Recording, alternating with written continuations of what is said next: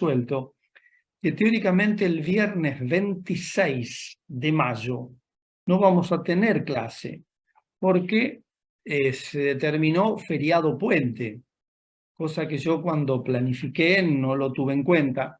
Insisto, no sé si ya estaba fijado y yo no me di cuenta o si se fijó después. La cuestión es que yo recién ayer me desayuno con este tema. Por lo tanto, vamos a tener, creo que igual estamos tranquilos, no va a haber sobresaltos, pero se los adelanto que el viernes que viene, en principio, no vamos a tener clase porque se declaró por el gobierno nacional feriado puente. Bueno, yo quería decirles eso y nada, escucho las preguntas si hay alguna duda, inquietud, algo que no se dijo. Los chicos se pusieron re tristes. Me imagino. Me imagino. No quieren encontrar su vida, chicos. Hay cosas peores. No, ya ahora ya sacaron turno a un psicólogo para que puedan catalizar el problema. Bueno, listo. Dicho esto, nos ponemos en tarea. Ustedes dirán dudas, inquietudes y lo charlamos.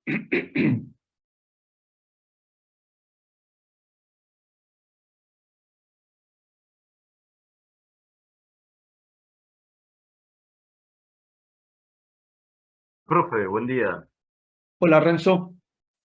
Yo tengo algunas dudas simples, pero que me carcomen la cabeza, así que con el tema de los castigos que le pueden aplicar las cámaras a sus legisladores, no me queda en claro la diferencia entre excluir y remover.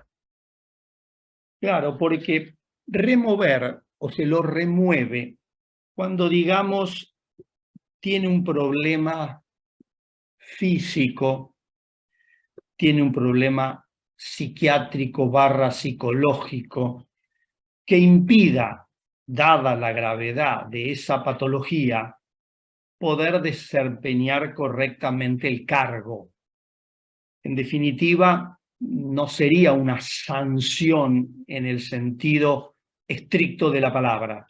Sería correrlo del cargo por, en definitiva, si vos querés, hasta considerarlo no idóneo.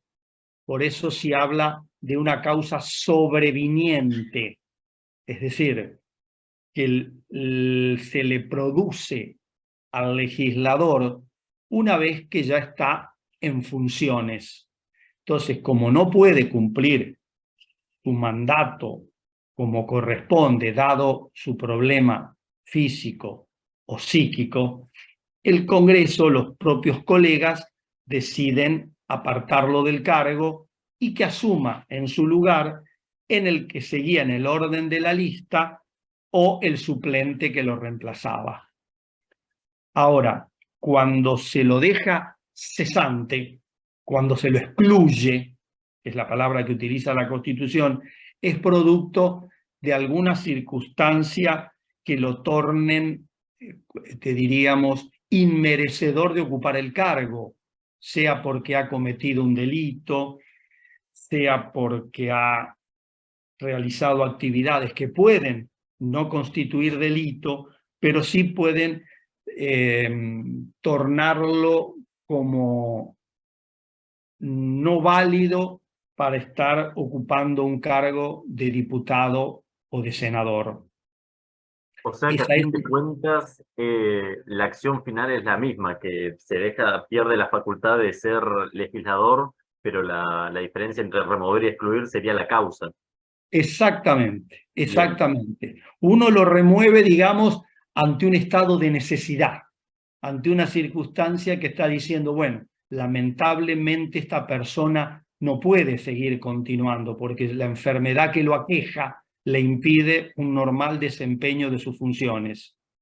En el otro caso ya es una sanción por un acto, pongamos, si vos querés, ilícito, o por declaraciones que pudo haber hecho que realmente, digamos, que mancillaran el buen nombre y honor del Congreso. Te doy un caso. Hace muchos años, creo que fue en la provincia de Corrientes, en Catamarca, en la provincia de Catamarca, sucedió el famoso caso Morales, que era una muchacha que había sido, el caso María Soledad Morales, que había sido drogada en una fiesta, que había sido después asesinada. La cuestión es que entre los inculpados figuraba el hijo de un famoso diputado catamarqueño, Luque. ¿Qué pasó? Cuando se lo imputa como por lo menos coautor o partícipe necesario del delito, el papá, que era, te repito, diputado nacional por Catamarca, salió a decir que, bueno, era la persecución política. Bueno, viste el discurso que siempre hacen los políticos. Pero dijo algo grave.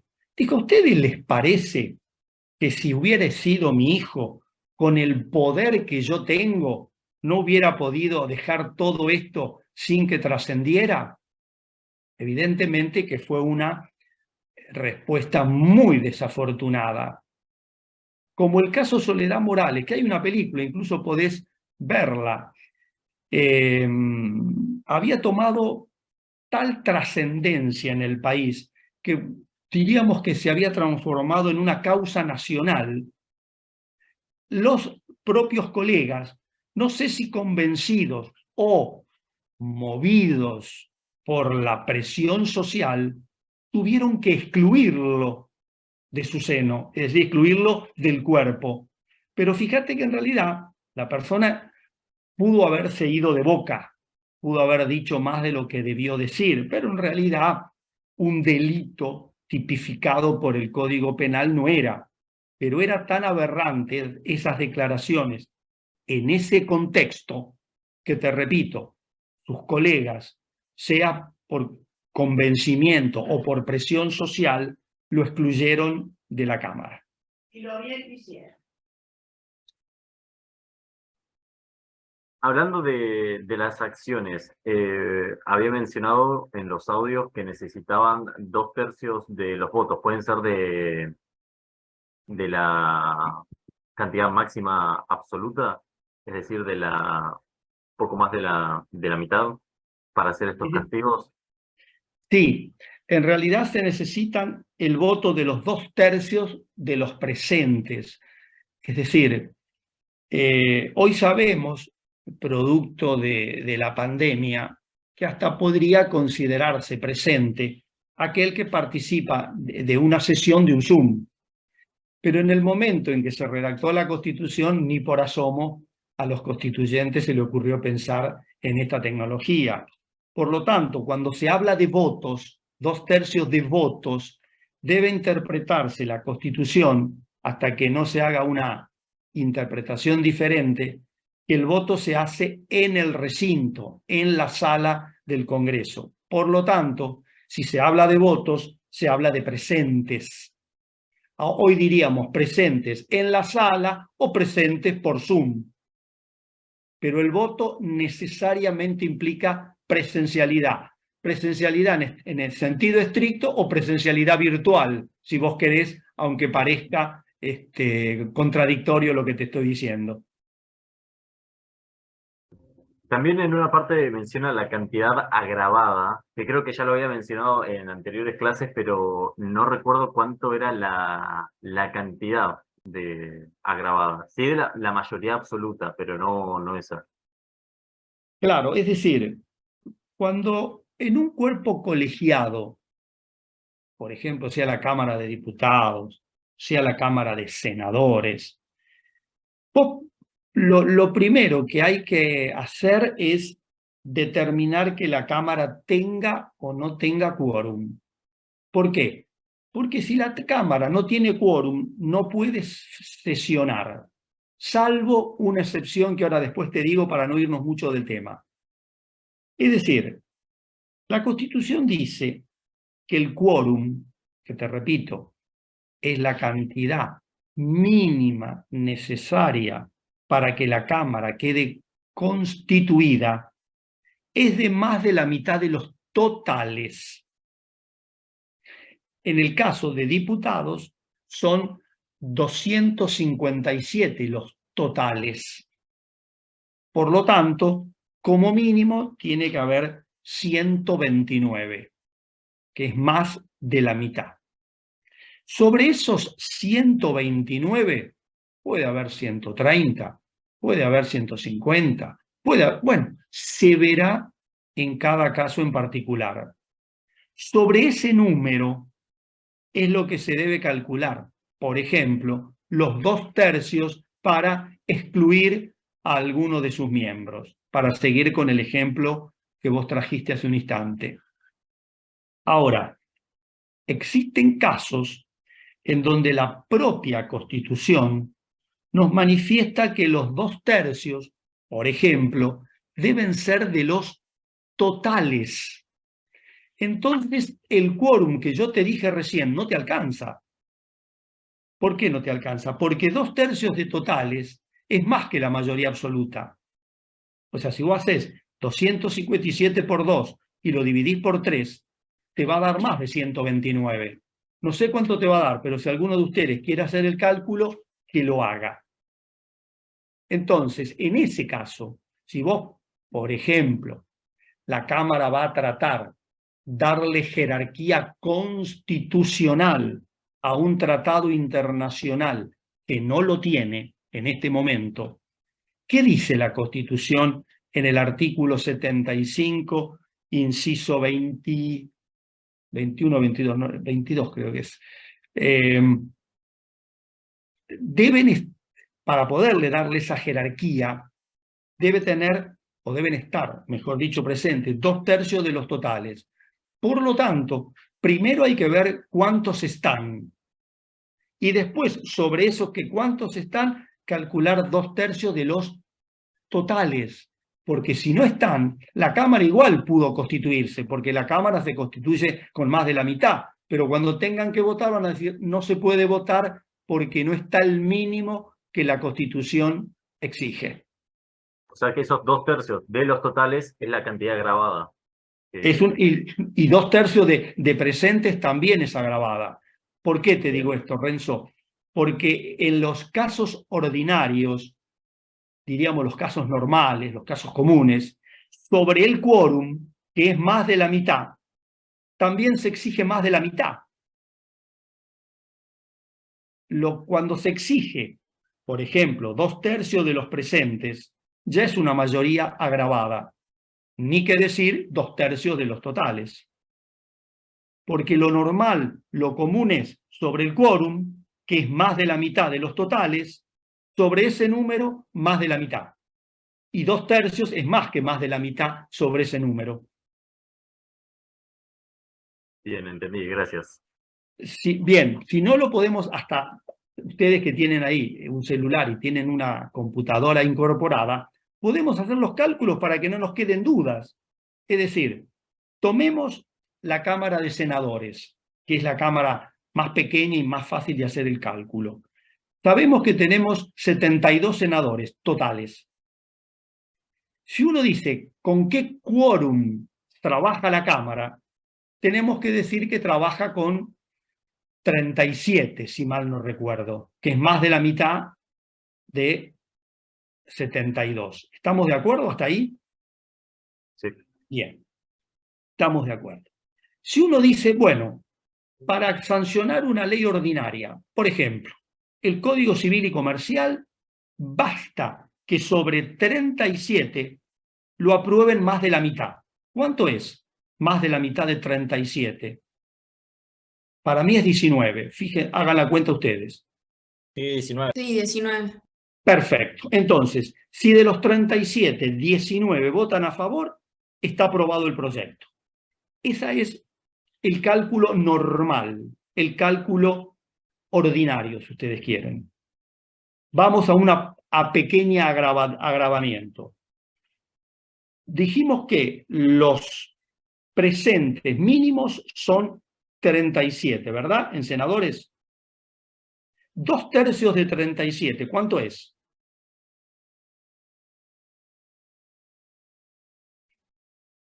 25. 25. Bueno, Fíjense entonces que 25 es más que el número que habíamos dicho. Hoy dijimos que si el quórum era 37, bastaba con 19. Ahora ya nos vamos a 25. Ya se agravó. Vamos hasta ahí, ¿se entiende lo que digo? El que no entiende me dice no, no entiendo nada como lo estás diciendo. Sí, profe, se entiende. Se entiende, perfecto. Ahora vamos al otro caso, más agravado todavía. El ejemplo que les puse. Yo les dije, si hoy Argentina suscribiera un tratado internacional de derechos humanos y algún legislador, algún senador, digamos, se le ocurriere darle jerarquía constitucional a ese tratado, dice la Constitución, artículo 75, inciso 22, que se requieren 2/3 de los totales. Entonces, saquemos primero la cuenta cuánto es 2/3 de 72. 48. 48, perfecto. Fíjense que ese número 40 ya supera el quórum ordinario, que es más de la mitad, porque más de la mitad dijimos que era 37. Ahora ya necesitamos como quórum, como mínimo, 48.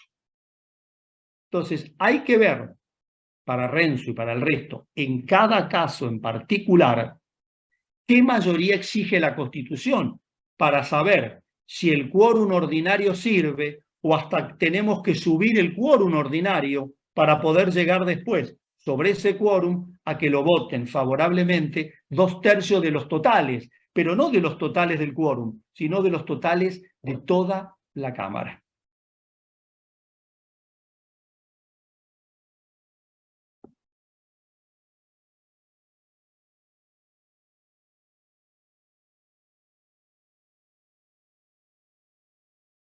Profe, con respecto a las asistencias a las sesiones, Perdamos un segundito, Iván, sí. ¿Esto está entendido? Sí, profe. Sí. Perfecto. Espera un segundito. Sí, a ver si era ese tema, sí. Sí, dale, Winnie.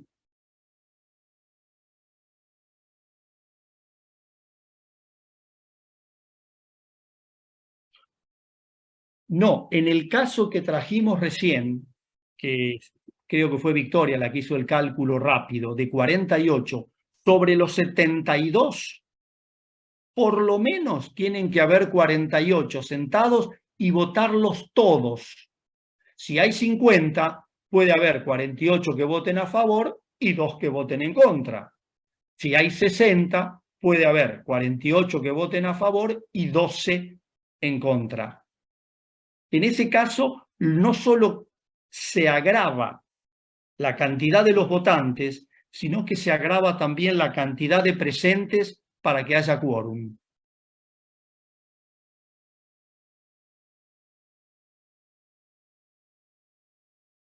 Me ha salido un cartel aquí en la... Ya te doy, Iván. Se ha cerrado la sesión porque ha iniciado sesión con su cuenta desde otro dispositivo. ¿Eh? No sé, no entiendo.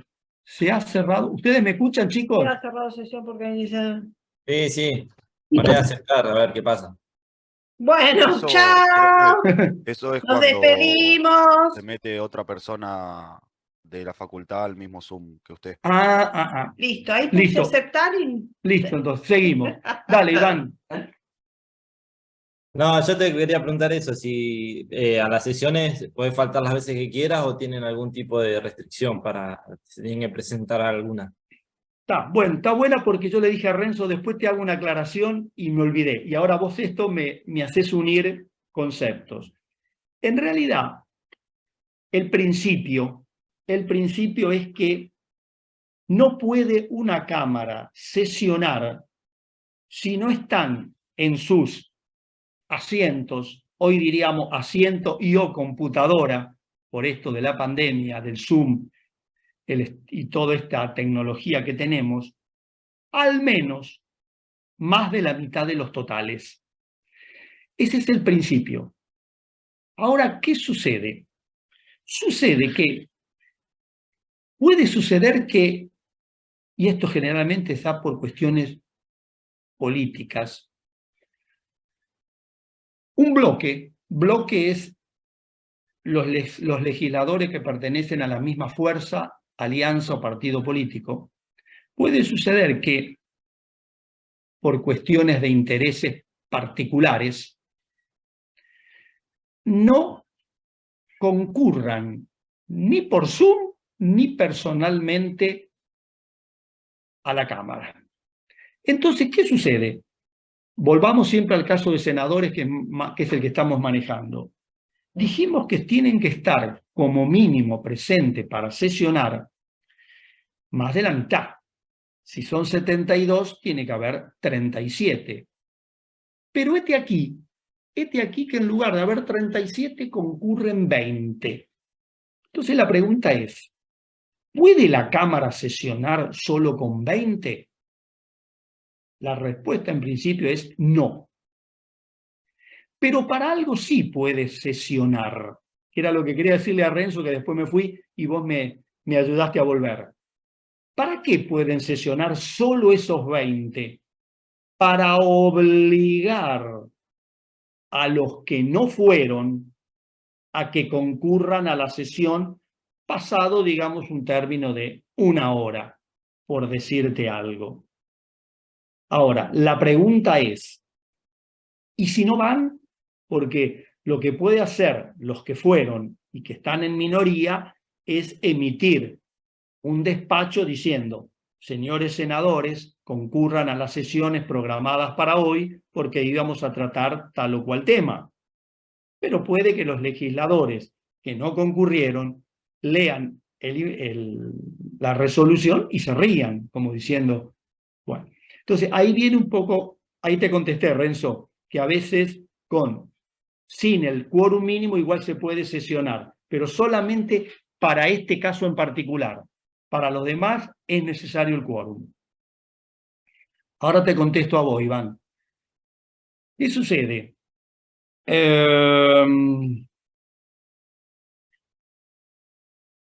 Generalmente, los legisladores aceptan por disciplina partidaria lo que el presidente de bloque establece o determina. Y a su vez el presidente de bloque lo que hace es seguir el lineamiento de las que determinan las autoridades del partido, del frente o de la alianza, según se trate. Si uno lee los reglamentos de ambas cámaras, que son bastante similares, vos vas a ver que existen normativas, disposiciones, en donde, por un lado, se habla si la ausencia es previamente anunciada o no, porque a veces puede suceder que se pone tal día, tal hora, una determinada sesión, y el legislador, por causas personales, familiares, que incluso a veces mismas actividades que le encarga la Cámara, ese legislador no pueda concurrir. Suponete que es un senador que la misma Cámara lo mandó a Nueva York a la reunión de la OIT, la Organización Internacional del Trabajo. Hoy vos dirás, bueno, pero con internet por ahí podría estar. Bueno, pero pongamos que justo a esa hora él está reunido con integrantes de la OIT. Entonces, obviamente, no concurre. Bueno, esas inasistencias están justificadas. Pueden ser hasta problemas de salud.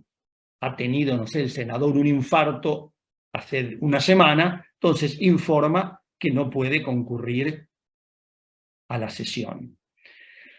Ese es un caso donde, bueno, evidentemente se aceptan las, digamos, razones por las cuales el senador no concurre. Distinto es cuando no concurre, quizás por propia voluntad, o incluso quizás en contra de su propia voluntad, pero como consecuencia de que el partido o la fuerza política a la que corresponde le baja línea y le dice no concurras, porque dando quórum se va a sancionar X proyecto de ley que es contrario a los intereses que estamos nosotros representando.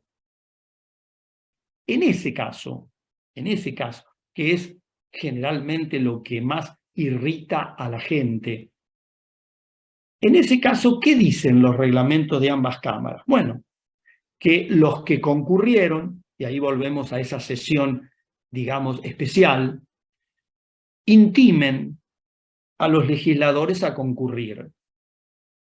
Ahora, la intimación no puede llegar a transformarse en una fuerza física, es decir, a que otro legislador o las fuerzas de seguridad concurran al lugar donde se encuentre el senador en ese momento, lo tomen por el cuello y lo lleven al recinto.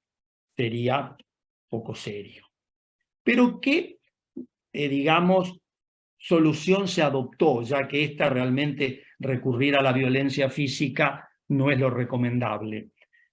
Los reglamentos de ambas cámaras dicen que se le puede descontar de su sueldo, de su dieta, al legislador los días que no concurrió a trabajar. Esto generalmente no sucede. ¿Por qué no sucede? Y no sucede porque esto se da cruzado. A veces faltan legisladores de la fuerza A, entonces el descuento lo tiene que denunciar en la fuerza B, C, D, etc. Pero a veces faltan los de la fuerza B. Entonces la denuncia a la tesorería del Congreso la deben hacer los legisladores de A, C, D. Entonces o entramos en lo que generalmente el dicho popular dice, hoy por mí, mañana por ti. Entonces el descuento nunca se hace. Por lo tanto, como vos verás, Iván, y como el resto, las medidas que se disponen como paliativos para que los legisladores concurren fracasan. La Cámara de Senadores aún es más prolija, si ustedes quieren, porque dice que pueden los legisladores, en este caso los senadores, concurrir a un diario del lugar de circulación de donde se encuentra el Congreso, léase la Ciudad Autónoma de Buenos Aires, y hacer figurar en una nota periodística qué legisladores no concurrieron a cada una de las sesiones programadas sin causa justificada, lo que dijimos hace un rato. Tampoco se hace. Es decir, la intención del reglamento, ¿cuál fue? Que la sociedad lea qué legislador no cumple con sus funciones y en el próximo mandato no lo vote. Pero imagínense un senador por La Rioja, por Catamarca, por Formosa. ¿Usted le parece que el pueblo catamarqueño, riojano, formoseño va a estar leyendo un diario de la ciudad de Buenos Aires y perciba que su legislador catamarqueño tal? No, no. A pesar de que hoy, con los medios de comunicación que tenemos, sería más factible que se coloque en la página web de la Cámara y que aquel catamarqueño, formoseño, riojano que quiera entrar pueda verificar ese dato. Muy difícilmente eso se haga. La gente tiene otros problemas que para entrar a ver si su senador concurrió o no a tal o cual sesión. Así que, ¿qué? Cierro con esto, Iván, y el resto.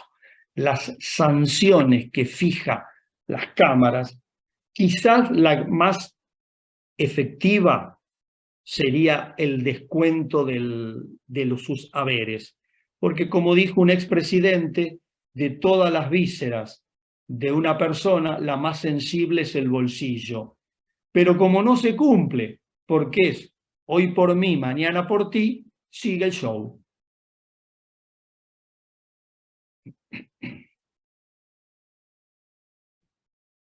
Profe, entonces cuando no se cumple el quórum, lo único que se puede hacer en la sesión es emitir este comunicado para invitar a los faltantes. ¿Es lo único que se hace? Es lo único que se hace. Bien. Por eso a veces hay meses enteros en que no se sesiona. ¿Por qué? Y porque un día faltan los del partido A, otro día faltan los del partido B, y entonces se sigue esto trasladando. Habría que modificar la Constitución y decir que ante una, pongamos, segunda intimación, si no concurrieren, que se habilita la Cámara sesionar con los que concurren. Eso podría llegar a ser una solución viable.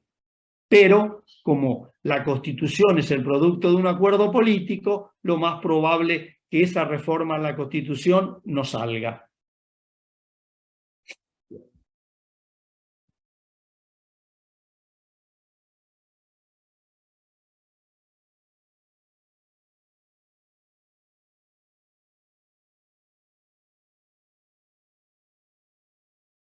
Sí, sí.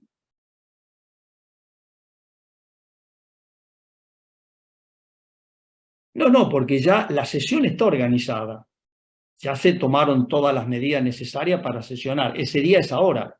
Suponte, hoy, 19 de mayo, 12 horas. No hay nadie, o hay muy pocos. Bueno, señores senadores, ¿por qué no concurren a las 13 horas? Tampoco. A las 15, tampoco. Y bueno, listo, lo dejamos para otro día. ¿Se entiende, Winnie?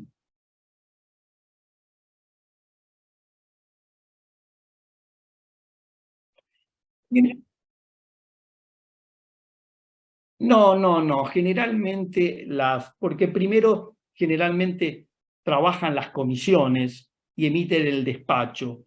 Entonces el legislador, antes de ir a plenario, va a la comisión y se informa de algún tema que le pudo haber quedado medio en la nebulosa, no haberlo entendido, o no miró nada y como último manotazo de ahogado concurre para estar un poquito en conocimiento del tema. Generalmente las sesiones comienzan a mediodía. No hay una hora exacta, pero calcular entre 12, 12:30 del mediodía, ahí comienzan las sesiones.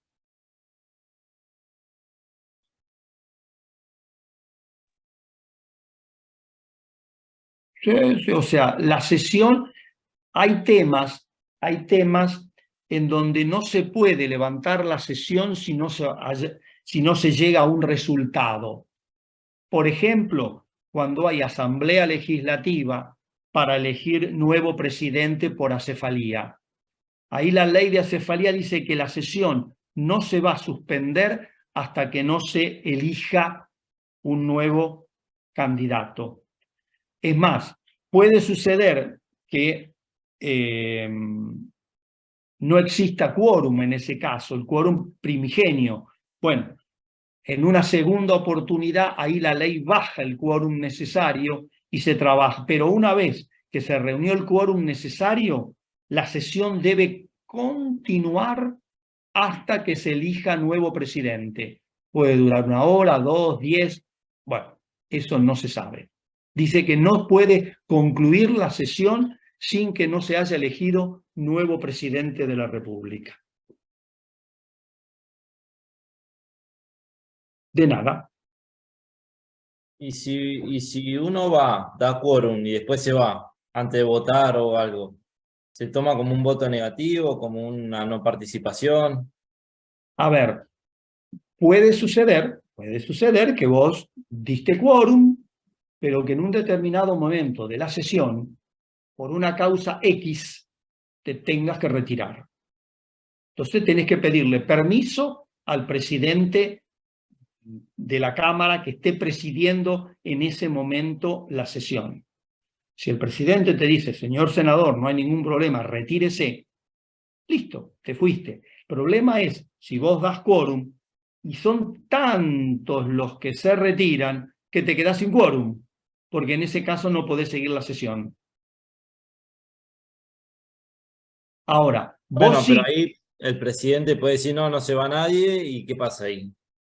No, nadie no. El presidente lo que va a hacer va a especular hasta que esté cerca del quórum. O sea, salvo que ya le hayan dicho, mirá, que está esto programado, cada 5 minutos se te va a ir parando o pidiéndote retirar un legislador. O sea, salvo que ya el presidente conozca esa maniobra. Si no la conoce, vamos a partir de la buena fe. Bueno, si vos tenés que necesitas, volviendo al Senado, 37 y tenés 45, bueno, se te va uno, te sobra. Se te van dos. Ahora, si vos sabés que dentro de 10 minutos de los 45 te van a quedar 30, y ahí vas a empezar antes que ya el primero, cuando te pide irse, y señor senador, mire, yo diría por favor que haga todo el esfuerzo necesario para quedarse. Ahora, también vamos a aclarar lo siguiente, Iván. Vos podés, digamos, dar el presente y por una causa X momentánea tener que salir del recinto. Al baño. Acá dice Nora, al baño. Ponele. Vos en ese caso pedís permiso, decís, me retiro un instante, no tenés que estar aclarando a dónde vas, me retiro un instante, el presidente te dice, vaya señor senador, pero al momento de votar, generalmente suena una campanilla que convoca a todos los legisladores que dieron el presente, pero que andan navegando por ahí en el buffet, en el baño, en los pasillos, hablando por celular, a decirle, señores, vuelvan al recinto porque ya vamos a votar. Entonces, en ese caso, vos no necesitas que el quórum se mantenga en toda la sesión. El quórum debe estar al inicio y al momento de votar, nada más. Después puede bajar el número. Y el presidente no puede negar, perdón, no puede obligar a que se quede un legislador, ¿no? A ver, depende de Obligar la en el causa. sentido estricto de la palabra. Claro, depende de la causa. Si el legislador le dice al presidente, me retiro porque me estoy ahogando, tengo miedo de tener un infarto, ¿vos sabés si el presidente le dice no y se le muere en la sala? Es un problema. Hay que ver la causa, digamos, que está generando que ese senador te diga, me retiro. Sí, porque si se retira definitivamente, sin previo aviso, porque también, vamos a aclarar, viene bien tu pregunta que me estaba olvidando, puede suceder que el legislador al inicio de la sesión diga, voy a estar presente, pero yo, 2:15 de la tarde me tengo que retirar. Ya avisa que se va. Ese es otro tema también. Por supuesto que va a tener que decir por qué 2:15 de la tarde se va. O sea, son muchísimas las circunstancias que pueden darse y que el reglamento de cada cámara prevé. Pero si es un hecho, digamos, impensado, una descompensación que puede tener un legislador, y decirle no ante esa circunstancia y que después sea un problema grave a la salud o a la vida, y yo no quisiera estar en los pantalones o en la pollera de ese presidente de la Cámara en ese momento.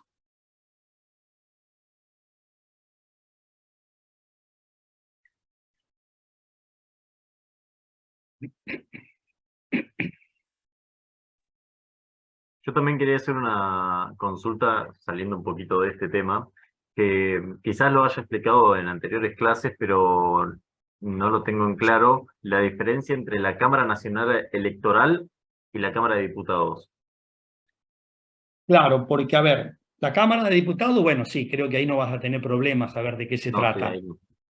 Pero la Cámara Nacional Electoral es un organismo judicial, integrado por distintos jueces de distintas instancias que se constituyen como tribunal para problemas electorales.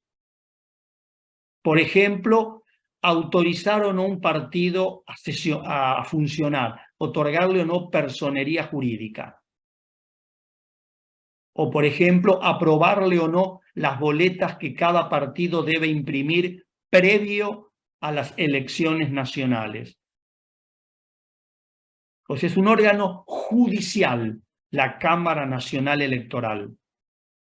Son jueces los que la integran.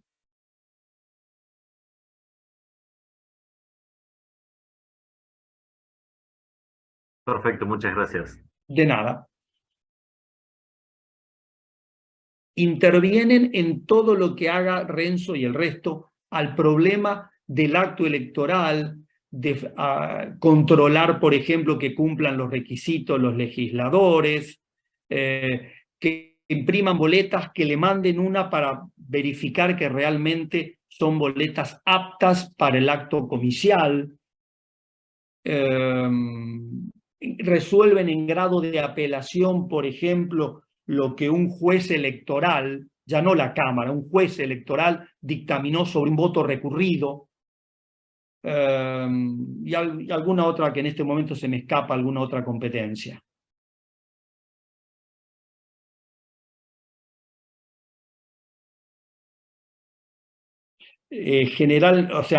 Generalmente se constituyen para actos electorales, porque su cometido, sus funciones, su competencia son para estos temas que venimos hablando.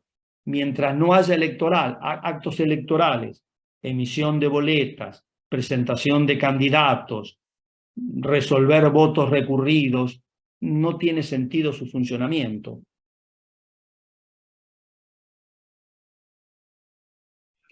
Profe, ¿y eso cada vez que hay acto electoral se van eligiendo nuevos jueces o siempre son los mismos? No.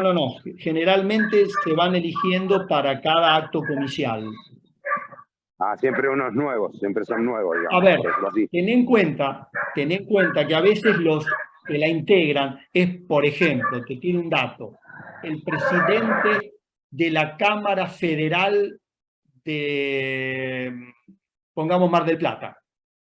Y si esa persona da la casualidad que pasaron los 2 años electorales, pero sigue siendo presidente de la Cámara Federal de la ciudad de Mar del Plata, pues va a volver a estar formando parte de la Cámara Nacional Electoral. Está bien, perfecto.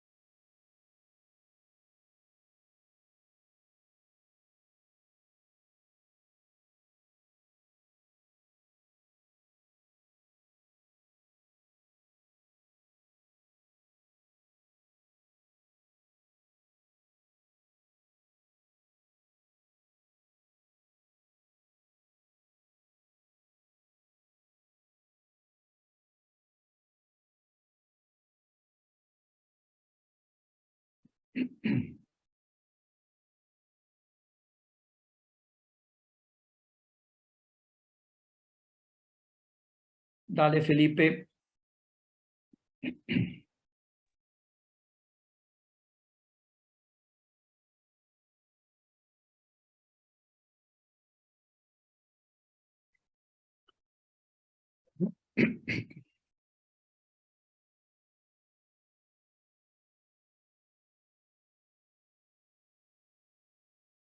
Profe, ¿podría hablar un poco del punto 7 acerca del defensor del pueblo? Sí. Bueno, el defensor del pueblo, conocido en su país de origen o en los países de origen, que son los países escandinavos, se le suele denominar generalmente ombudsman.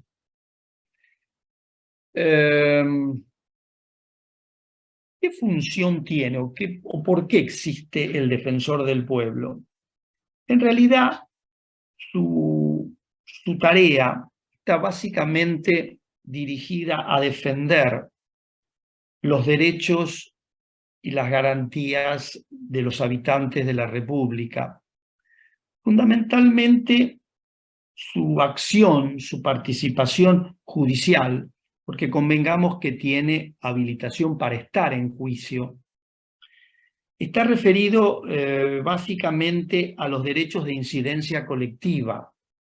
Es decir, cuando alguien por acción u omisión, digamos que está vulnerando o amenazando el ejercicio de un derecho como puede ser el ambiente, es decir, el derecho a vivir en un ambiente sano, en un ambiente equilibrado, o infringe derechos de usuarios y consumidores, es decir, usuarios de servicios públicos, luz, gas, agua, telefonía, o consumidor de sustancias, pueden ser alimenticias, pueden ser bebidas, pueden ser vestimenta, etc.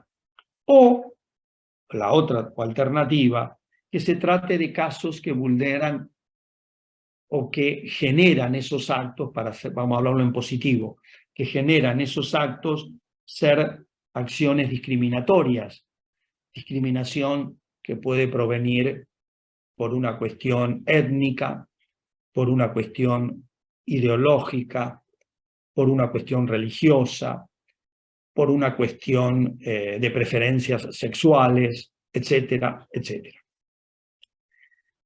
El defensor del pueblo, si bien es nombrado por el Congreso, ¿cómo funciona la designación? Se forma una comisión bicameral, es decir, integrada por diputados y por senadores. ¿Qué hace esa comisión? Elige entre 1 a 3 postulantes. Una vez que se pone de acuerdo, manda los pliegos de ese o de esos o esas 3 personas y la Cámara, por un lado diputados y por el otro senadores, deben prestarle acuerdo. Ese defensor del pueblo dura en sus funciones 5 años y puede ser reelecto por una sola vez. Por lo tanto, puede estar en su cargo como un máximo de 10 años, reelección que puede ser inmediata o que puede ser con intervalo. La ley no lo aclara. Lo que sí aclara que es una única reelección. En realidad, la función del defensor del pueblo es sugerir. El defensor del pueblo no puede imponer ninguna sanción. A lo sumo, si de su accionar ve la comisión de un delito, informarlo a la justicia. El defensor del pueblo no puede intervenir en cuestiones, por ejemplo, de fallos judiciales, no puede intervenir, por ejemplo, en materia de decisiones del Congreso y en ámbitos de la seguridad pública.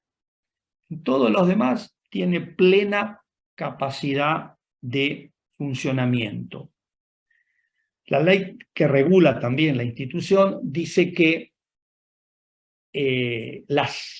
los procesos que se hacen dentro de la Defensoría del Pueblo son gratuitos. Es decir, no se le puede exigir a una persona que recurre al defensor del pueblo en defensa de sus derechos que pague algún emolumento en particular. La actuación dentro de la Defensoría del Pueblo es totalmente gratuita. No sé si Renzo, si más o menos satisfice tu inquietud. Sí, era lo que veíamos en la unidad de convenios colectivos de trabajo, ¿o no? El defensor del pueblo. Por la descripción que dio, me recordó a eso. Se relaciona con el poder legislativo porque es quien lo sanciona, ¿o no? Quien le da poder, digámosle, ¿no? O sea, Primero te respondo a la segunda parte, que es más sencilla. La otra, el vínculo que vos hacés no me queda claro.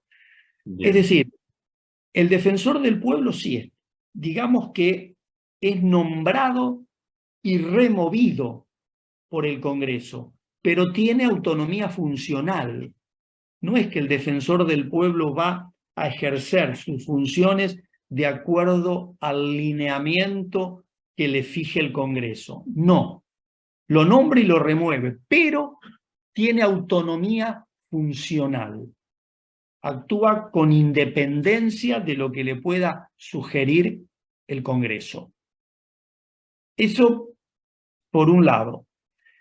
No sé si querés algo precisar sobre este tema y después sí vamos al otro que es el que me hace un poco de ruido lo que dijiste. No, con ese ya está bien. No, Bien. que si mal no recuerdo, el defensor del pueblo lo habíamos visto en una unidad anterior, ¿no? ¿Puede ser? Y, a ver, déjame ver, ¿no? Yo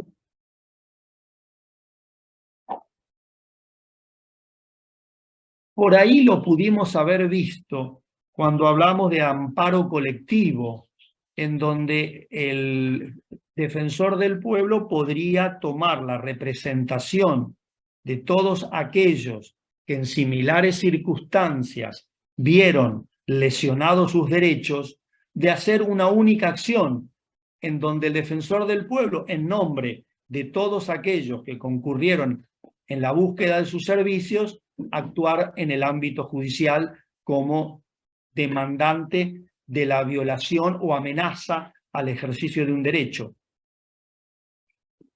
Sí, era ahí. La pregunta Claro. se reducía a eso, ¿en qué otra unidad lo habíamos visto? Porque ya me sonaba de algún lado el concepto. Claro, a mí me hacía ruido que vos dijiste en los convenios colectivos, digo, a la flauta, ahí no podía unir la función del defensor del pueblo con un convenio colectivo. Ahí Claro, sí me era hacía eso. ruido. Bien. Era eso, gracias. No, de nada. Profe, ¿y esto de Defensoría del Pueblo y defensa del consumidor, tiene algo que ver o son dos cosas diferentes? Son organismos diferentes, lo que no implica que puedan tener funciones, no digamos similares, no, pero sí que estén estrechamente vinculadas. Porque, por ejemplo, si vos tuvieres un problema, digamos, en tu telefonía celular, por darte un ejemplo, vos podés recurrir a estas organizaciones, a estas ONG, como vulgarmente se las llama, de defensa del consumidor, para que te den una mano en la solución que tenés con la empresa prestataria del servicio. Ahora, puede suceder que la mano que te brinde esa ONG no te alcance, o que vos quieras, pongamos, un resarcimiento económico que la empresa no está dispuesta a darte y que entonces vas a tener que recurrir a la justicia. Ahí sí, el defensor del pueblo podría ayudarte en el proceso judicial.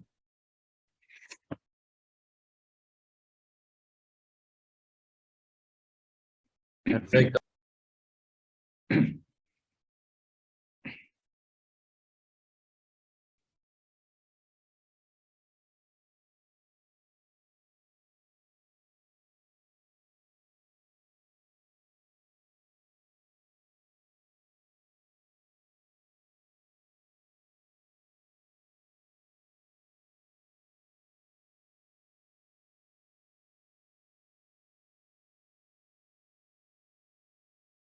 La función de quién, Winnie. Locales, es decir, de las provincias. Bueno, vos fijate que en un país federal como es la República Argentina, existen leyes nacionales y federales que las sanciona el Congreso de la Nación. Y después existen lo que se llaman las leyes locales, que son las sancionadas por las legislaturas de cada una de las provincias y en algunos casos por la Cámara de Representantes de la ciudad Autónoma de Buenos Aires. Es decir, vos tenés leyes nacionales y federales para toda la República y leyes locales para cada provincia o ciudad autónoma de Buenos Aires. Para estos dos casos necesitas la legislatura de cada distrito, sea provincial, sea de ciudad autónoma.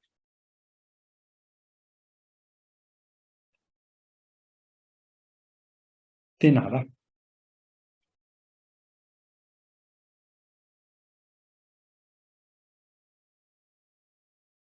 Ahí está. Es decir, Cava en algunos casos tiene leyes propias que se aplican solo en el ámbito de la ciudad autónoma de Buenos Aires.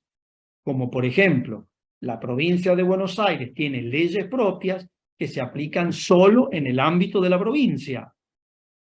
En cambio, las leyes que sanciona el Congreso, si no son de competencia de las provincias, son para toda la República.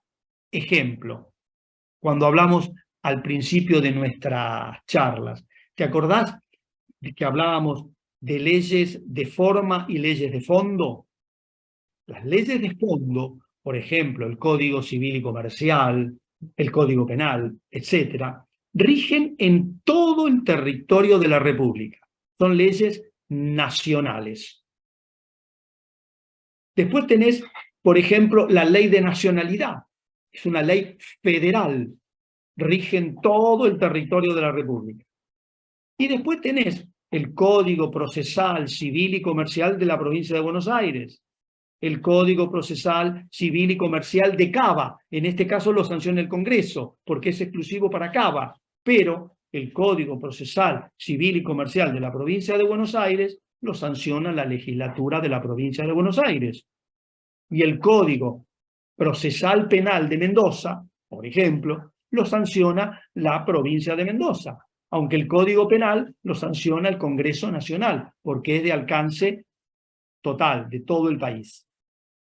Ahí tenés un claro ejemplo, Winnie, de para qué sirve, por ejemplo, las legislaturas locales, para dictar los códigos procesales de cada una de ellas, incluida la ciudad autónoma, pero en este caso no lo puede dictar la legislatura de Cava. En este caso es la nación la que le está imponiendo a Cava el Código Procesal Civil y Comercial de la nación.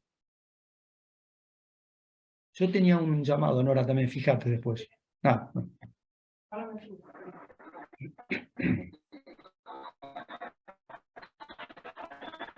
¿Se entiende, Profe, y en Winnie? ese caso, el que pesa más es el código. Perdóname, Eduardo, se te cortó. Le pregunto nuevamente a Winnie si quedó claro lo que le dije o no. Y ya te doy a vos.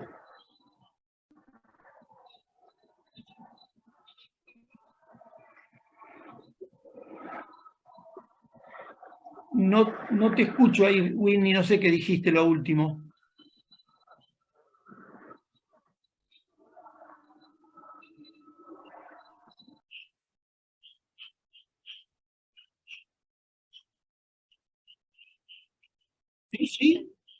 Sí, los vota directamente el pueblo de cada provincia, sea en Buenos Aires, Mendoza, Salta. Sí, hay voto directo también, sí. De nada. Dale, Eduardo. Yo me refería al código, en este caso el ejemplo que estaba diciendo del Código Penal Nacional, tiene más peso que en este caso el de Cava. Pero Cava no tiene código penal, ¿eh? Ah, Es decir, no tiene código penal propio, es el Código Penal de la Nación. claro. Ah, está bien. Y en O sea, caso de la provincia de Buenos Aires, que tiene código penal propio. No. Los códigos penales son uno solo y rige en todo el territorio de la República. Si vos querés, desde Jujuy a Tierra del Fuego, desde Misiones a Mendoza. El Código Penal es único. Los que varían de acuerdo a cada una de las provincias son los procesales. Ah, está bien. Y en ese caso, ¿cuáles son los que tienen ¿En qué caso, Eduardo? Peso. No, no es que tengan más... En X. A ver, repetí la pregunta que se te va cortando, Eduardo. A lo que me refería es que, claro, en una sentencia, ¿cuál tiene más peso? ¿El de nación o el de provincia? X fuera la sentencia, digo, ¿no? No sé si me explico la pregunta. Sí, te explicás. No, Eduardo, acá no hay una cuestión de cuál tiene más peso específico, porque los códigos de fondo que vos querés, civil y comercial, penal, y cualquier otra especialidad, ¿qué legislan esos códigos? Cada uno dentro de su ámbito. Legislan las instituciones jurídicas de esa disciplina. Entonces, vos te metés al Código Penal, vamos a quedarnos en el penal, y vos vas a encontrar que el primer libro del Código se refiere a los temas generales del derecho penal. Por ejemplo, la aplicación temporal y territorial del Código, los tipos de penas, se refiere, por ejemplo, al delincuente, a las eximentes, a los agraviantes, a los partícipes, al concurso real o ideal de delitos, etc. Después pasás al segundo libro. Está referido a cada delito en particular. Comienza por el que se presume los delitos más graves, que son los delitos contra la vida. Y de ahí después va conceptualizando distintos tipos de delitos contra la propiedad, delitos contra la administración pública, delitos de estafa, defraudaciones, bueno, una serie de delitos. Allí, repito, están las instituciones penales. Después vos vas al Código Procesal Penal, sea de la provincia de Buenos Aires, sea de Mendoza, sea de Salta, no interesa. ¿Qué te dice o qué te dicen esos códigos? Los pasos que vos tenés que ir completando para, por ejemplo, iniciarle un juicio a alguien que te estafó, en donde se fijan ante quién debes interponerlo, qué plazo tenés, o sea, qué tiempo tiene el juez para resolver un proveído que vos le estás solicitando, cómo se deben presentar las pruebas, en qué plazo, qué pruebas se admiten y qué pruebas no. Y después viene, digamos, el cierre, que sería parte formal de una sentencia, cómo debe estar redactada, qué debe contener, y los recursos que vos podés interponer ante la alzada, es decir, los jueces superiores, cuando digamos, la sentencia no te resulta favorable. Es decir, en un lado está la institución y en otro los pasos que vos debés seguir ante la justicia penal para tratar de llegar a una sentencia. Por eso te digo que no podés hablar de cuál tiene jerarquía, porque están en ámbitos diferentes, lo que contiene uno y lo que contiene el otro. Ahora sí me quedó mucho más claro. Yo te puedo decir, vos podrás por ahí preguntar, o alguno de ustedes, ¿y por qué el penal es único y los procesales no? Porque si somos honestos y nos ponemos en un extremo, hasta los penales deberían ser distintos, porque no es lo mismo el consumo de estupefacientes en Jujuy y Salta que el consumo de estupefacientes en La Pampa. No podemos tener una misma ley para los que consumen en La Pampa, por ejemplo, la famosa coca masticada, o lo que se consume en la provincia de Buenos Aires. Pero básicamente, ¿por qué los procesales son distintos? Porque los códigos procesales se adecuan a la idiosincrasia de cada localidad. Y es muy distinta el consumo de cocaína por ejemplo, en La Rioja o en Salta, al consumo de cocaína en Capital Federal. La tradición, la costumbre, el estilo de vida es diferente. Por eso te digo que hasta si uno se pone en exquisito me refiero a un puritano del derecho, si vos querés, y habría que repensar si los códigos de fondo, como tiene Estados Unidos, no los sanciona cada estado y no hay un solo código para toda la República o todo el país. Estados Unidos tiene distintos códigos civiles y penales en distintos estados. Sería una cuestión que habría que replantearlo, si están más cerca de la verdad ellos o nosotros. O sea, que te conviene ir a robar al Y de la forma que la está. ¿Cómo, Eduardo? No, de la forma que lo está planteando, y es más razonable que cada uno tenga su propio. Es más razonable Por, lo que está planteando. por eso digo. Es más razonable. Yo creo que sí, en Pues un si no país está como el nuestro, o sea, en un país como el nuestro, donde tenemos tantas diferencias entre un salteño y un, digamos, chubutense, o entre un mendocino y un entrerriano, por dar un ejemplo así al azar, somos tan distintos que somos varios países en uno solo. Es más, yo te diría que hasta la provincia de Buenos Aires es un país adentro de una sola provincia, con las diferencias que puede darse, por ejemplo, entre el conurbano bonaerense y Mar del Plata, por darte un ejemplo.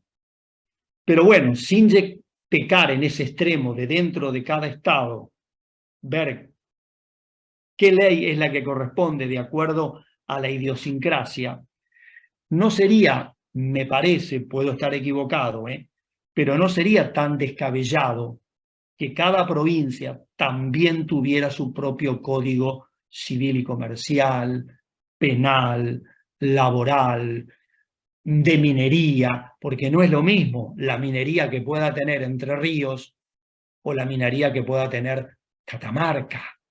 No es la misma. Entonces, ¿cómo podemos tener un mismo código de minería para Entre Ríos y para Catamarca, cuando la realidad geográfica es diametralmente opuesta? Pero ahí no estarías como independizando de alguna manera las provincias. No, independizando no, darle la autonomía que no tienen. Por lo menos para quien te habla. Por ahí encontrás a alguien que es más unitario que yo y te va a dar totalmente la razón, Iván. Yo soy muy federal, yo trato de que el poder se desconcentre, porque cuanto más cerca del problema estás, mejor podés gobernar. Vos no podés desde Buenos Aires querer gobernar Salta. Dejá que lo que Salta la gobiernen los salteños, que están en el lugar del problema. O sea, yo pienso eso. Ahora, en ese Puedo caso, estar equivocado, Eduardo, Iván, puedo estar equivocado, pero a mí me parece que es así. Hay que estar cerca del problema para tratar de buscar la mejor solución.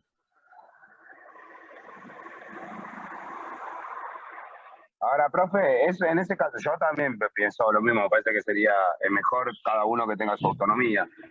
Pero en este caso, ¿sería muy difícil o sería un proceso muy largo y darle las autonomías?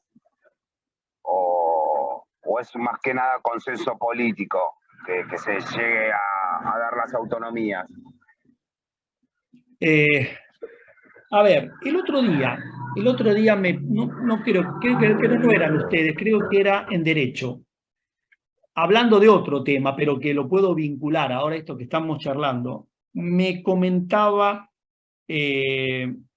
uno de los alumnos o me decía qué opinión tenía sobre algunos dichos de Juan Bautista Alberdi. Entonces yo le decía que Alberdi es un poco como Maquiavelo. Se lo cita mucho, pero se lo lee poco. Acá fue, bueno. Entonces, ¿qué es lo que quiero volver a decir Y acá? yo le pregunté, profe. Alberdi, ahí está, eras vos. Alberdi, un tipo que dijo, esta es una constitución provisoria, muchachos. es lo que necesitamos hoy. Cuando nos ordenamos, dictemos la que corresponde. Entonces yo te lo vuelvo a repetir, entonces Eduardo, que era acá. Alberdi dijo un solo código, pero lo dijo cuando estábamos todos peleados, cuando ninguna provincia tenía un código. Entonces dije, bueno, que lo sancione la nación y que los abarque a todos. Pero pasaron casi o más de 150 años y seguimos con el pensamiento alberdiano. Muchachos, no avanzamos nada. Pensemos un poco que el país actual, igual, mejor o peor, lo podemos discutir, no es el país de Alberdi. No es el país de Alberdi este. Entonces, ¿por qué no pensar en darle a cada provincia la libertad de tener su propio código de fondo? Te repito, puedo estar equivocado, quizás venga un colega y dígame, no, mirá, Pablo, fíjate, esto, puede ser que esté equivocado, pero por lo menos discutámoslo, no que lo tenemos tapado con una alfombra o con una manta, y es tema tabú, no se toca, no se habla, no se dice, nadie opina nada.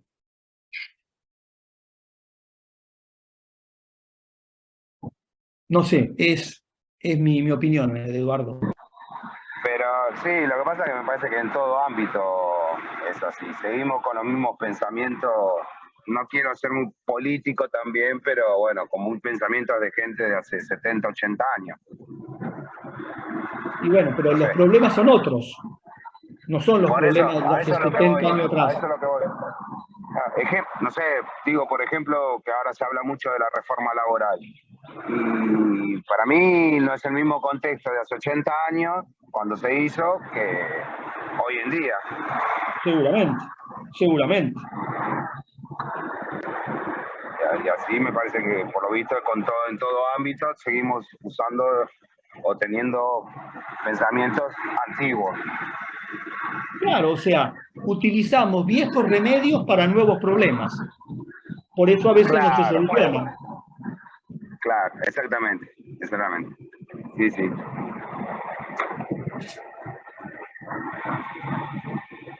No entiendo mucho, pero bueno, por ahí, justo que tocaste el tema de ser más federal o algo, yo te decía, si no independizabas a las provincias de esa manera, porque también puede llegar a que cada uno se maneje con un código diferente, y decir, bueno, vamos todos a Salta porque ahí está la cocaína, hacemos una fiesta en Salta, nos vamos todos para ahí, y se abren ese tipo de cuestiones. En Jujuy hay prostitución, bueno, vamos a Jujuy.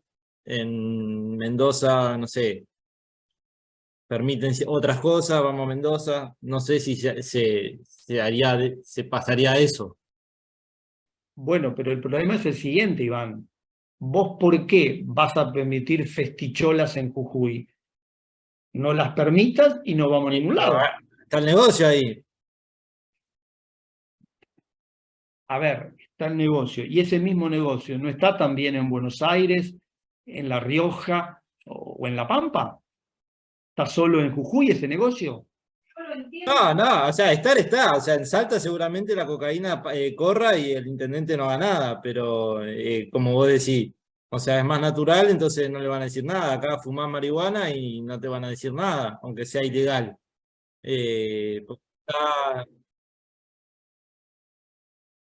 Bueno, a ver, yo sostengo, les voy a dar una frase que no es mía, es de Portalís. ¿Quién es Portalís? Portalís fue que escribió en su momento, fines del siglo XVIII, un discurso preliminar a la entrada en vigencia del Código Napoleón. El Código Napoleón es el Código Civil francés. Se le llama Código Napoleón porque fue dictado durante el gobierno de Napoleón. ¿Qué dice Portalís, entre otras cosas, en ese discurso? Pues dice que cuando uno cambia una norma, debe cambiarla, pero un poco, una cierta dosis, no del todo. ¿Por qué dice eso él? Que yo comparto. Porque dice, si uno puede prever teóricamente los beneficios que va a implicar esa nueva ley, pero no puede prever las consecuencias negativas de esa nueva ley, que recién nos la va a mostrar la práctica. Entonces quizás, Iván, vos tengas razón. Lo que yo estoy diciendo por ahí es demasiado temerario, demasiado absoluto. Pero como está, no está funcionando. Entonces, hagamos algo sin llegar, si vos querés, a un código penal completo, pero sí por lo menos tipificar algunas normativas que se le permita a cada provincia, de acuerdo a sus costumbres, a su idiosincrasia, a sus hábitos, tener una ley propia para el lugar y no una ley que por ahí es el producto de la razón, el producto, viste, del encerramiento en bibliotecas. Acordate las clasificaciones que hacía García Pelayo de constituciones, histórico-tradicionales o racionales normativas. Me parece que son más importantes las histórico-tradicionales, conjugar en una ley lo que le vino pasando de negativo a ese país en busca de una solución. Porque si yo me encierro en una biblioteca con 80.000 libros, puedo hacer una constitución perfecta desde lo técnico, pero ¿será aplicable esa misma constitución o esa misma ley en Córdoba que en Misiones?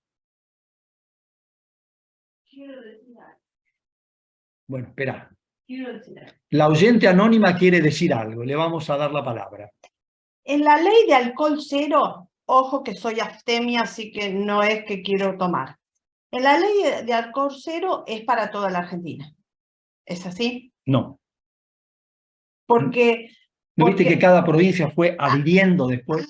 Pidiendo, pueden adherir o no. ¿Por qué Mendoza se oponía? Porque Ajá. claro, si no, no pueden tomar. Si no, las bodegas de Mendoza de que viven. Yo pensé que era para toda la Argentina y entonces digo, Mendoza va a desoír lo que el código dice. Eso pensé. Y estoy con, creo que Iván, vayamos a robar a La Pampa porque en La Pampa la pena es menor. La pena es menor. Bueno. Matemos a nuestro marido en Salta. Porque allá Por no Portugal dice que estuviste bien. Claro, entonces hagamos así y hagamos un tour de... Bueno, por lo menos fomentaste el turismo. Claro. ¿Ves? Así que yo estoy con Iván porque como somos argentinos, nunca vamos a hacer... Fomentás el turismo y te arcas Claro. Para el tesoro de la nación. Claro, no, y después pregunto yo, en el penal, supongamos, yo robo una gallina acá, tengo 2 días de estar preso, y robo una gallina en La Quiaca y tengo 2 días de estar preso. Ahora, el proceso para llegar a tener los 2 días de estar preso son diferentes. Son similares, tampoco pienses entendí que es porque la provincia de Buenos Aires tiene su código procesal. Claro, no, y por ejemplo ahora con esto de los policías y la masacre ahí de... El juicio por jurado, que no todas las provincias tienen. No todas tienen, y no todas las que tienen el mismo sistema. Algunos es cabinado, otro es clásico, varía. Bueno, eso es lo que entendí. Bueno. No sé si aprobé, pero bueno. Salgan de tours, muchachos, a cometer delito en la provincia que menos pena le pone. Averigüe, se puede salido.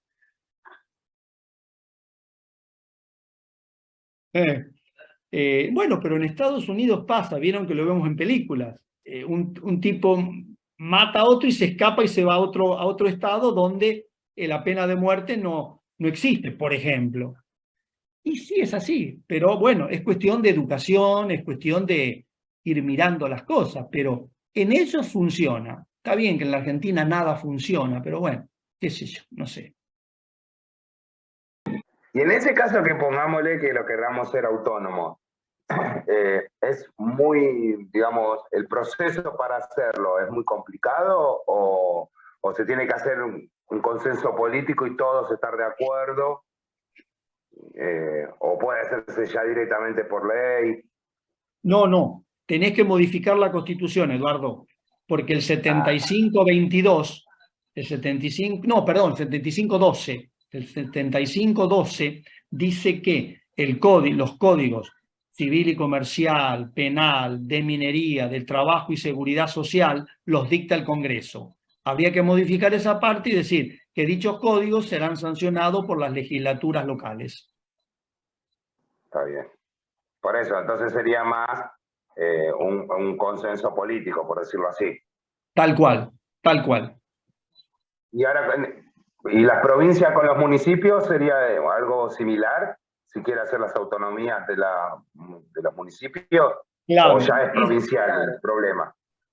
no, es provincial, pero es algo similar. Es decir, Similar. nuestro artículo 123 de la Constitución, si vos lo lees, habla con la reforma del 94 de las autonomías municipales. Pero ¿qué pasa?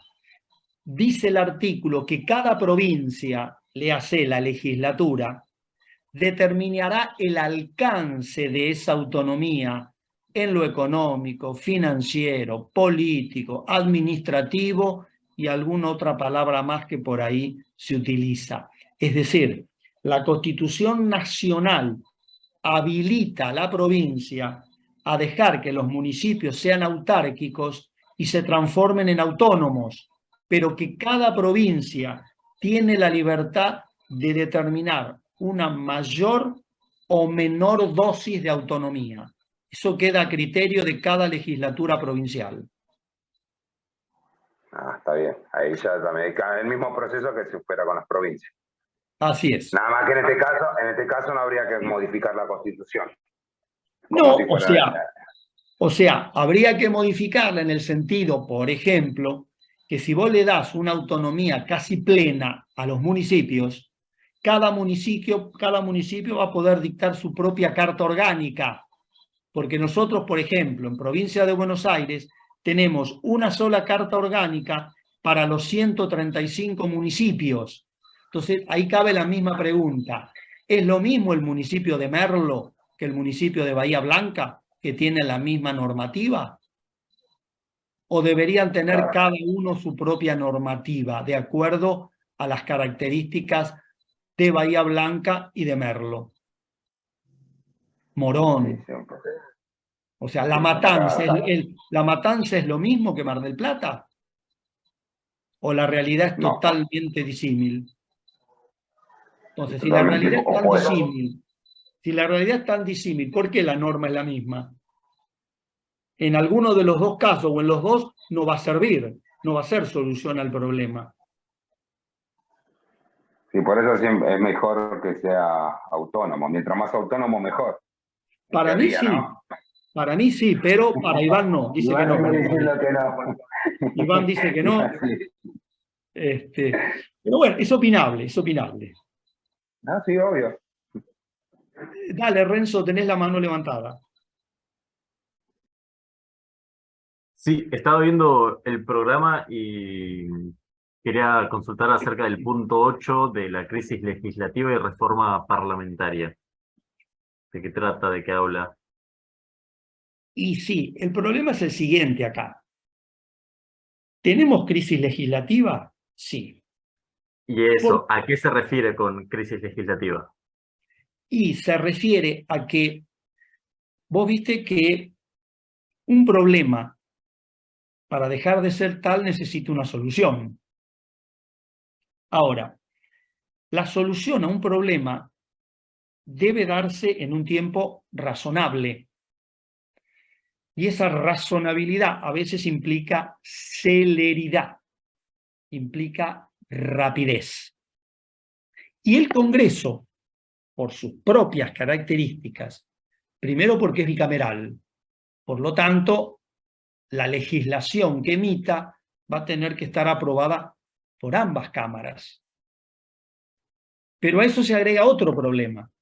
Se agrega el problema de que cada cámara está integrada por muchos legisladores. Pensá en la de diputados, que tiene 257. O en la de senadores, que vimos hace un instante, que tiene 72.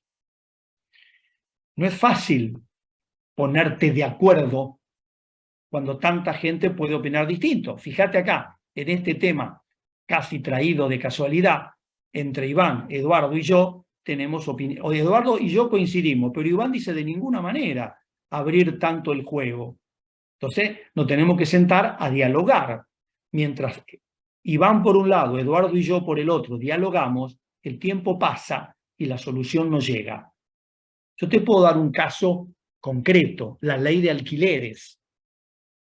¿Por qué hay una crisis legislativa? Porque no se arregla, no sale la ley de alquileres que se está tratando de implementar, porque los representantes del partido A dicen blanco, los del B dicen verde, los de C dicen negro, entonces discuten, va para acá, viene para acá, y mientras tanto la pobre persona que está alquilando se está volviendo loca porque no puede saber si mañana no tiene que dejar la casa o cuánto le va a pedir el propietario dado el índice de inflación mensual que tenemos.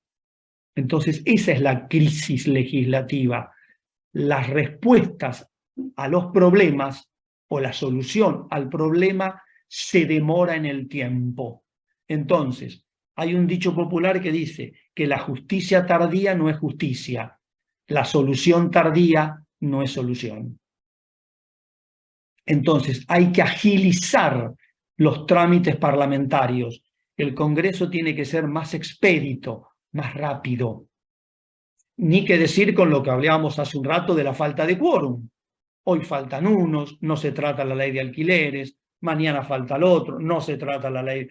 Y todo sigue pasando y el problema de la gente se va agravando hasta que el humor social por ahí vuela por el aire, como pasó, por ejemplo, allá en el 2001-2002.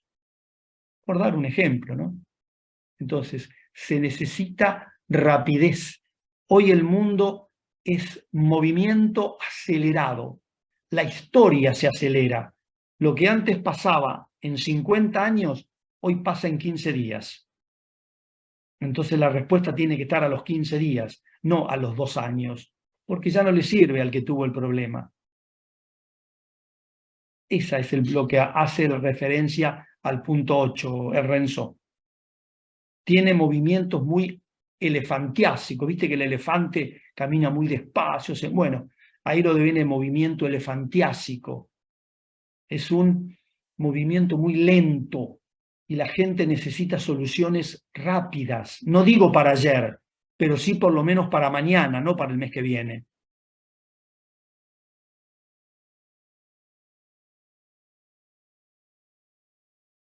Perfecto. ¿Y la reforma parlamentaria vendría siendo como, supongo yo, a la solución de esta solución tardía o a qué se refiere?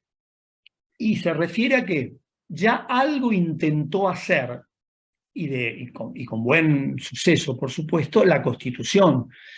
Hoy día, un proyecto de ley tiene como máximo 3 etapas: iniciadora, revisora, iniciadora. Hasta la reforma del 94 tenía 5 etapas. Iniciadora, revisora, volvía iniciadora, volvía revisora, volvía iniciadora. ¿Sabes el tiempo que eso insume? Esa sería una de las soluciones que brinda la Constitución.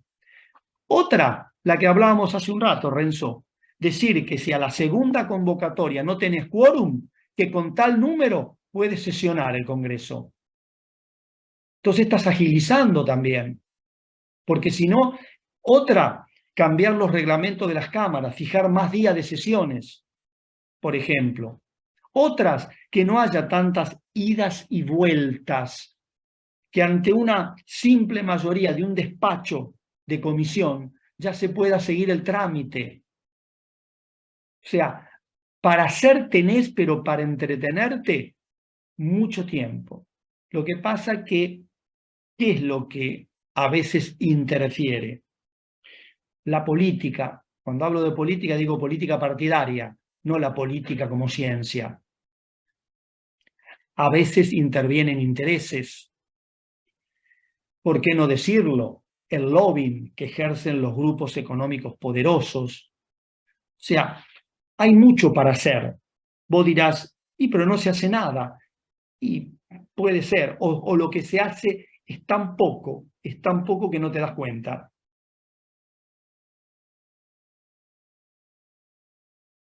Bien, perfecto. Y esto también se relaciona con el punto del procedimiento de formación y sanción de leyes, ¿o no? Que había Exacto, exacto. Que Es lo eso que podrías, pedí. sí, ¿lo podrías detallar un poquito más, estos 3 pasos que mencionaste? Claro, es decir, salvo leyes especiales que tienen que tener como cámara de origen la de diputados o la de senadores, un proyecto de ley puede iniciarse en cualquiera de las dos. Esa cámara se llama cámara iniciadora. ¿Qué es lo que hace? Le da media sanción. Se la envía a la otra, que podrá ser diputados o senadores. La otra, que es la revisora. Si ésta presta un acuerdo en el 100%, fenomenal, no hay problema, pasa al Ejecutivo para que promulgue o vete. Pero ¿qué pasa si la revisora dice no? Le voy a agregar algo, le quito algo, le modifico algo, la tiene que volver a la de origen. ¿Y la de origen qué es lo que va a hacer? Se va a limitar a leer los cambios que le hizo a la revisora. Y aprobarlos o rechazarlos, me imagino. Exacto. Si lo No aprueba, modificarlos. bárbaro. ¿Cómo, Renzo? No modificarlos en esta tercera etapa. No lo puede modificar. O los acepta o los rechaza. No tiene Perfecto. más alternativa. Si los acepta, bárbaro, se la manda al Ejecutivo para que promulgue o vete. Pero si no la acepta esas modificaciones, hay que empezar a contar con cuántas mayorías la revisora hizo el rechazo. ¿Por qué? Porque en igualdad de números triunfa la de origen. La revisora solamente va a triunfar si rechazó lo que sancionó la de origen con una mayoría más agravada que la que tiene la de origen para insistir en su redacción original. ¿Podrías repetir ese último punto que no me quedó muy en claro? Claro. Vos vas a leer en la Constitución que cuando la Cámara Revisora modifica algo, no solamente le tiene que informar a la de origen los cambios que le hizo, sino que le tiene que decir con qué mayoría hizo esos cambios. Le hace más de la mitad o 2/3 de los presentes. Cuando vuelve a la de origen puede decir, no, esto está perfecto, yo no voy a tocarle una coma. Pero ¿qué tiene que hacer la de origen? Ver con cuántos votos insiste la de origen en la redacción originaria. Porque si la de origen insiste con más de la mitad y la revisora se lo había cambiado con más de la mitad, hay un empate, ¿verdad? Pero en ese caso triunfa la de origen, dice la Constitución. Ahora, si la de origen insiste con más de la mitad, pero la revisora se lo cambió con 2/3, que es una mayoría agravada, calificada, triunfa la revisora. Y a la de origen no le queda otra solución que cambiar el texto y mandárselo a diputados con el texto que le impuso la revisora. En resumen, tiene predominancia de elección la iniciadora, pero si es un caso agravado, quien tenga el caso agravado, ¿o no? Exacto. Ante un empate, vamos a hablar en términos futbolísticos, si vos querés. En un empate en la votación, triunfa la de origen. ¿Por qué? Porque la Constitución dice que es la que empezó el tratamiento. Entonces merece darle ese beneficio. Para que triunfe la revisora, tiene que hacerlo con una mayoría superior a la de origen que insiste en su redacción originaria.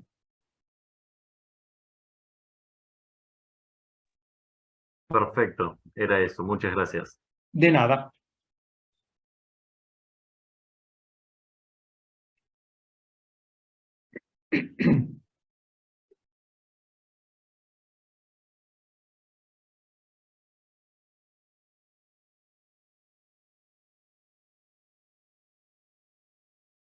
¿Se está haciendo algo para que, justo me quedé pensando en lo que habías dicho de la ley de alquileres, para que la justicia empiece a actuar un poco más rápido o no?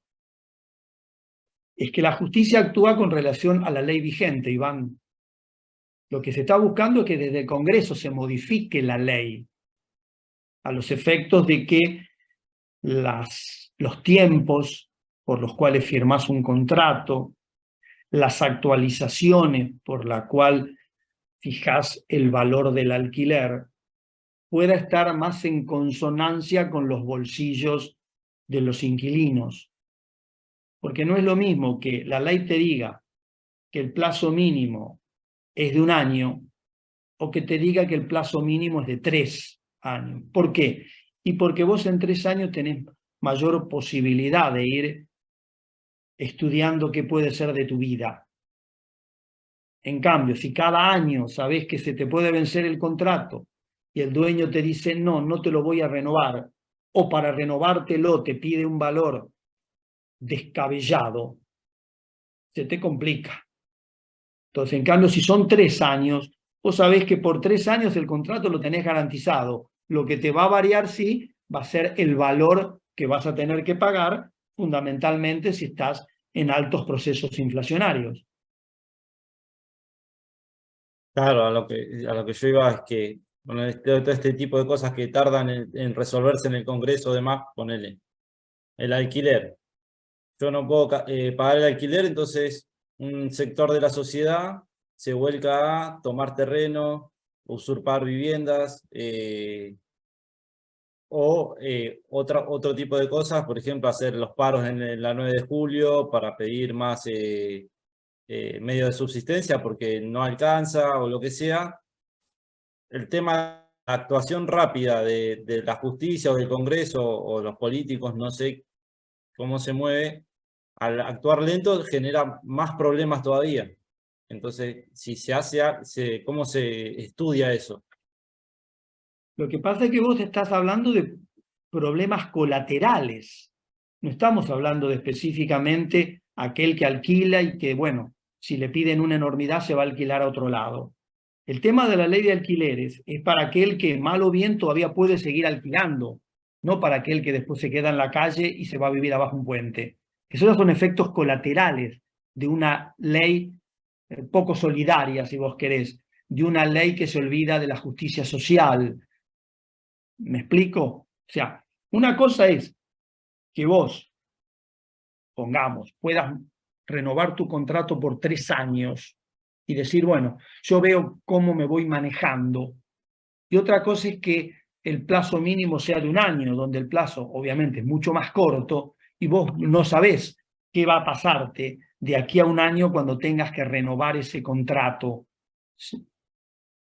De ahí está. O sea, cuanto más tiempo le das a la vigencia del contrato, estás un poco sacando la espada de Damocles sobre la cabeza del inquilino.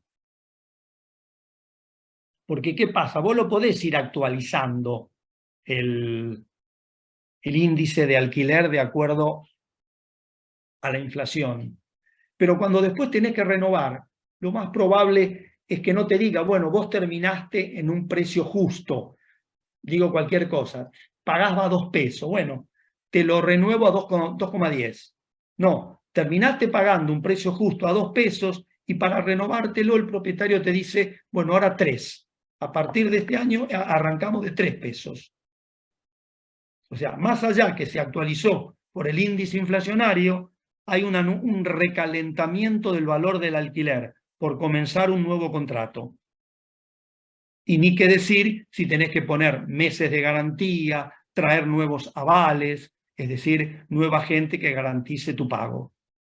Pero ahí es la ley lo que está afectando eso, porque a ver, si yo soy propietario y quiero alquilar mi casa o lo que sea, no te voy a aplastar a vos la cabeza porque sé que al fin y al cabo después vos me decís no y yo tengo 3 años por ahí la casa parada o no la alquilo. Entonces también tiene que haber un ida y vuelta entre inquilino y propietario, que ellos lleguen a un acuerdo, o la inmobiliaria. Pero si la inmobiliaria hace 2 años que no alquila el departamento, no va a subir el precio. Sí, ¿vos sabés qué porcentaje de casas están cerradas porque al propietario no le interesa alquilarla? Bueno, pero eso ya no es cuestión, o sea, por más que me digas por 3, por 4, si a mí no me interesa alquilarla, ¿qué me vas a venir a obligar a que alquile la casa? No, no te voy a obligar, pero si vos haces plazos cortos, tiene más probabilidad el propietario de aumentar irrazonablemente el valor de su propiedad en el inquilinato. Vos me dirás, lo que pasa es que en este momento, de acuerdo al valor de la propiedad, a pesar de lo caros que están, los alquileres están bajos. Y sí, yo te tengo que decir que sí, pero a pesar de eso, así como está perdiendo el propietario, también pierde el inquilino porque su sueldo está por debajo de la pobreza. Entonces, trabajando formalmente es pobre. Entonces, estamos en una burbuja que si explota, no sé qué puede llegar a pasar en este país. No sé qué puede pasar.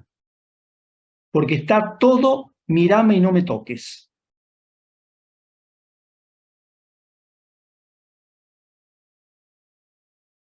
Sí, sí, está pasando, por lo menos en Latinoamérica, Winnie.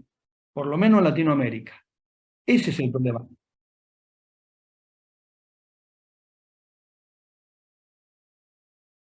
Bueno, mirá, más a mi favor entonces. El problema es este, yo entiendo al propietario que a nivel renta está más bajo, no sé, por darte una fecha, que en los 90. Totalmente de acuerdo. Pero también el que alquila está ganando mucho menos en el mismo cargo de lo que ganaba en los 90. Entonces, ¿cómo hace para pagarle lo que el derecho o lo que la razón le asiste al propietario si no gana ni siquiera para poder pagar un alquiler? Y después, ¿con qué come? ¿Con qué vive? ¿Con qué se educa? ¿Con qué se cura si está enfermo? Ese es el problema. Y en esta puja de intereses, nadie quiere perder. Porque volvemos a lo que ya dije más de una vez. De todas las vísceras del ser humano, la más sensible es el bolsillo.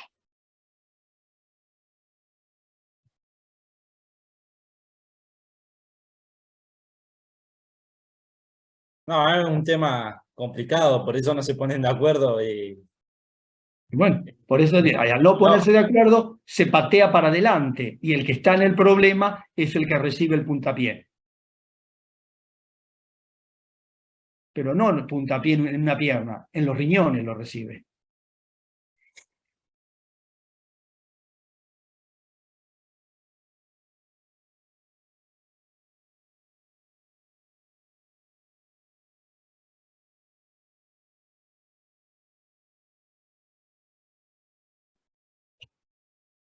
Sí, por eso digo, hay infinidad de aristas a tratar de pulir o de consensuar entre los distintos intereses en juego.